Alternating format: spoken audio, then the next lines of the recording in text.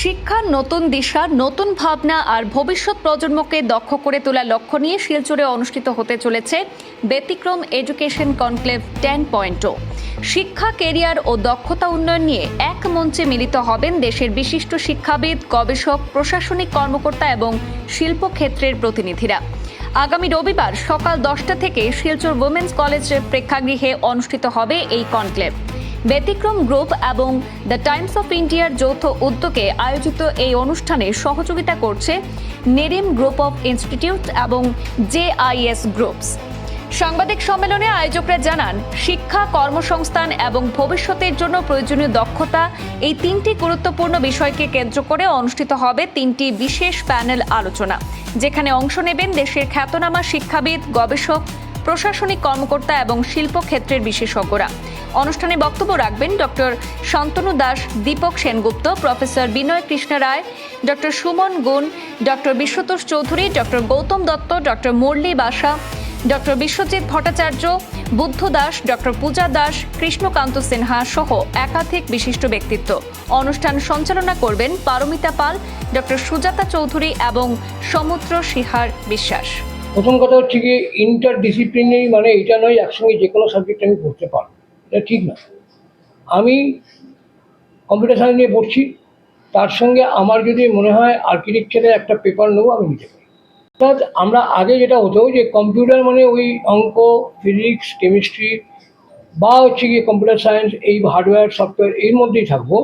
অথচ আমার ন্যাক একটা আছে যে আমি ক্রিয়েটিভলি একটা বাড়িও ডিজাইন করতে পারি।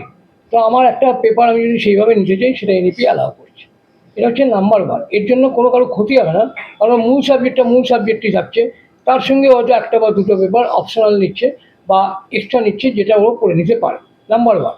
নাম্বার টু হচ্ছে গিয়ে এটা ফ্লেক্সিবল, মানে আমার মনে হচ্ছে বা তাদের 4 বছর পড়া উচিত। 3 বছর মানে যারা চাকরিতে চলে যাবে তারা 3+2 করে, তাহলে কিন্তু অনেক সুবিধা যে 3+2 যারা চাকরিতে চলে গেলে।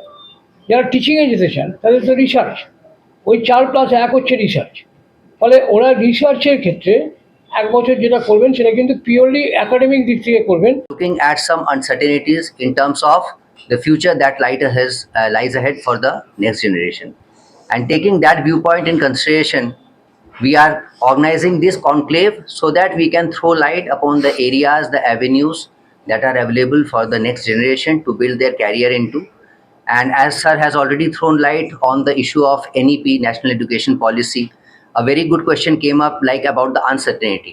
Please understand, uncertainty will remain till the time we have completed the process. We are initiating a process, and when you prepare food, you don't know what will be the taste of the food at the end.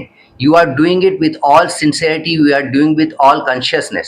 The same process is being practiced or applicable even in case of National Education Policy. Sir has already said that students are getting the opportunity. Yes, students are getting multiple opportunities now. When you talk about multidisciplinary approach, please understand this has been practiced in engineering faculties since long. I have a child at my home who is a graduate engineer. He had management education, he had economics as a subject, which has nothing to do, particularly if I say about his domain of engineering. But then why this interdisciplinary approach? Because they get the opportunity to understand the different facet of life, and through that they can try to understand whether their passion lies in that particular area or not.